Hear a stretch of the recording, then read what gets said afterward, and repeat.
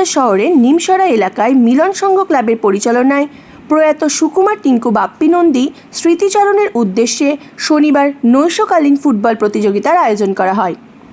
এই খেলায় বিভিন্ন জায়গা থেকে প্রায় 16টি ফুটবল দল অংশগ্রহণ করে। খেলা চলে গভীর রাত পর্যন্ত। মিলন সংঘ ক্লাবের ফুটবল খেলা প্রতিযোগিতা অনুষ্ঠান মঞ্চে এদিন উপস্থিত ছিলেন বিশিষ্ট সমাজসেবী তথা জেলা যুবনেতা সৌমিত্র সরকার, সমাজসেবী পার্থ মুখার্জি, মৃত্যুঞ্জয় কুণ্ডু, ধীরেন সুরাত, বুবাই গোস্বামী, মাজারুল শেখ সহ অন্যান্যরা। এই দিন এই নৈশকালীন ফুটবল খেলা দেখতে মাঠে দর্শকদের উপচে পড়া ভিড় লক্ষ্য করা যায়। পাশাপাশি খেলা উদ্যোক্তারা আরও উৎসাহিত করতে পাশে থাকার প্রতিশ্রুতি দেন জেলা যুবনেতা সৌমিত্র সরকার।